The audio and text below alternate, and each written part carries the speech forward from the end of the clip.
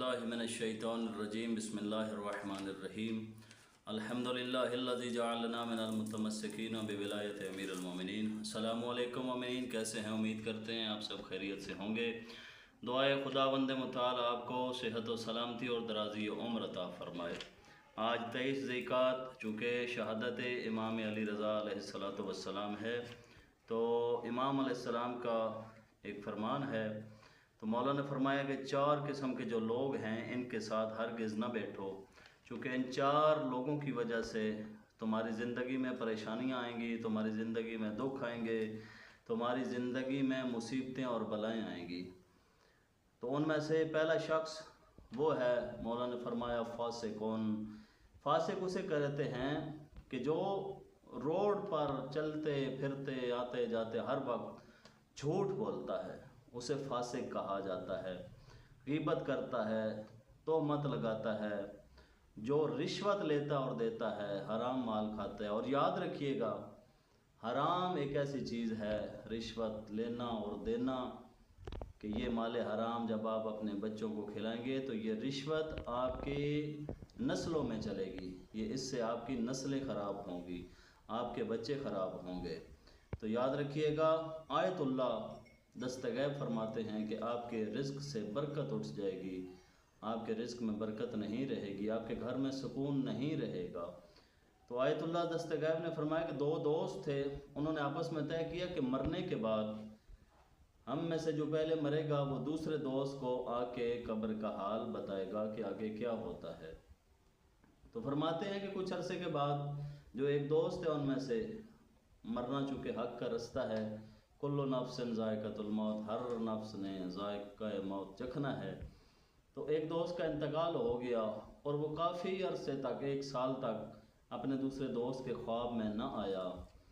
तो 1 साल के बाद वो उसके ख्वाब में आया और आगे कहने लगा अस्सलामु अलैकुम। जब उसने सलाम किया तो दूसरे दोस्त ने कहा कि आप इतने अरसे बाद, 1 साल के बाद आप मेरे ख्वाब में आए हैं, जबकि हमारे दरमियान ये तय हुआ था कि मरने के फ़ौरन बाद एक दूसरे के ख्वाब में आके बताया जाएगा कि कब्र के हालात कैसे हैं। तो उन्होंने कहा कि हमें इजाज़त ही नहीं थी, हमें इजाज़त ही अब मिली है। तो कहते हैं कि मैंने इतना जो लंबा अरसा इंतज़ार किया है तुम्हारे साथ मिलने को। तो उसने कहा कि वजह क्या थी?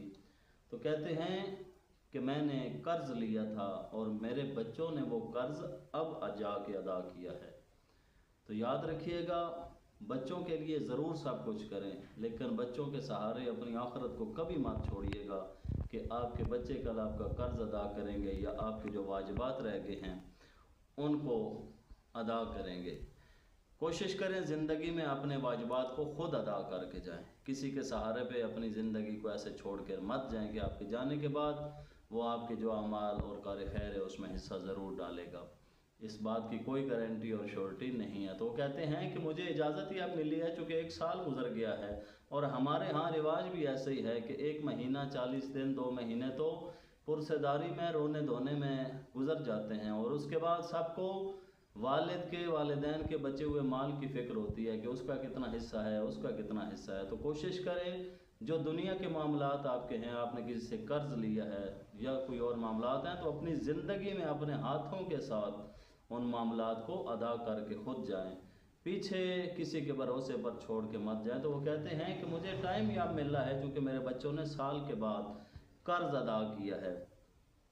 तो कहते हैं कि अपने बच्चों पर कभी भी छोड़कर न जाएं, और फरमाते हैं कि एक दफ़ा जब वो बात कर रहे थे तो थोड़ी थोड़ी देर बाद वो बुलंद आवाज़ से चीख मारते थे। आयतुल्लाह दस्तगैब लिखते हैं कि पूछा गया कि ये जो तुम थोड़ी थोड़ी देर के बाद बुलंद आवाज़ से चीख मारते हो, इसकी क्या वजह है? तो कहते हैं कि एक दफ़ा मैं जा रहा था, एक शख्स सर के ऊपर लकड़ियों का गट्ठा उठा के जा रहा था, मेरे दांत में कोई चीज़ खाना खाने की वजह से फंसी हुई थी, तो मैंने उसकी इजाज़त के बग़ैर वो तोड़कर लकड़ी अपने दांतों से वो निकाली थी। तो सोचें दोस्तों, अगर अल्लाह की पकड़ आ जाए तो कितनी छोटी से छोटी बात पे भी आ सकती है, और बख्शने पे आ जाए तो वो गफूर रहीम है, उसकी रहमत और बख्शिश के दरवाजे हर वक्त खुले हैं। कोशिश करें اپنے واجبات پہ عمل کریں، نماز روزہ کا خود کو پابند بنائیں، جو واجبات ہیں ان پر عمل کریں۔ تو فرماتے ہیں کہ یہ جو میں نے وہ ایک لکڑی کا ٹکڑا توڑ کر اپنے دانت سے وہ بوٹی نکالی تھی، یا کھانے کا جو ذرہ دانتوں میں رہ جاتا ہے وہ نکالا تھا، تو اس کی وجہ سے مجھے یہ عذاب ہوا ہے کہ ہر تھوڑی تھوڑی دیر بعد ایک سانپ بن گیا ہے جو میرے پاؤں پہ ڈستا ہے، اور اس شدت کی وجہ سے، درد کی شدت کی وجہ سے میری چیخ نکلتی ہے۔ تو امام رضا علیہ السلام فرماتے ہیں دوسرا وہ شخص ہے کہ جو کہ بخیل ہو، اس کے ساتھ کبھی مت بیٹھو، بخیل کے ساتھ کبھی دوستی مت کرو۔ فرماتے ہیں یہ تمہیں نیکیوں سے روکے گا، نماز کا ٹائم ہوگا تو کہے گا کہ چلیں یار کوئی نہیں، تھوڑی دیر بعد پڑھ لیں گے، کل پڑھ لیں گے، اگلے دن پڑھ لیں گے۔ تو بخیل کے ساتھ دوستی کرنے سے امام رضا علیہ السلام نے منع فرمایا۔ اور تیسرا وہ شخص ہے جو قاذب ہو، یعنی کہ جو جھوٹا ہو، قاذبون جو جھوٹا ہو، فرماتے ہیں جو بات بات پر جھوٹ باندھتا ہو، جو لوگوں کی غیبت کرتا ہو، جو لوگوں کے اوپر خواہ مخواہ جھوٹ باندھتا ہو اور ہر بات پہ جھوٹ بولتا ہے۔ امام رضا علیہ السلام نے فرمایا ایسے شخص سے خود کو دور رکھو اور اس کو ہرگز اپنا دوست مت بناؤ۔ اور آخر میں وہ شخص جو اپنے رشتہ داروں کے ساتھ نیکی نہیں کرتا ہے، امام رضا علیہ السلام نے فرمایا اس شخص کو اپنا دوست مت بناؤ، اس کو اپنے پاس مت بٹھاؤ اور اس کے پاس مت بیٹھو جو کہ اپنے رشتہ داروں کے ساتھ اچھا سلوک نہیں کرتا، اچھا برتاؤ نہیں کرتا۔ اور مولا نے یہاں تک ہی نہیں فرمایا، مولا نے فرمایا ملعون ہے وہ شخص جو اپنے رشتہ داروں میں درار ڈالتا ہے، ان کو آپس میں لڑواتا ہے یا ان کے ساتھ لڑتا ہے۔ رشتہ داروں کے ساتھ، اپنے عزیز و اقربا کے ساتھ ہمیشہ صلہ رحمی کا حکم دیا گیا ہے۔ دعا ہے خداوند متعال آج کے دن کی عزت عظمہ اور امام علیہ السلام کی شہادت کا صدقہ آپ کو اور ہم سب کو ان سب باتوں پہ عمل کرنے کی توفیق عطا فرمائے۔ اللہم صلی علی محمد و آل محمد وعجل فرج آل محمد۔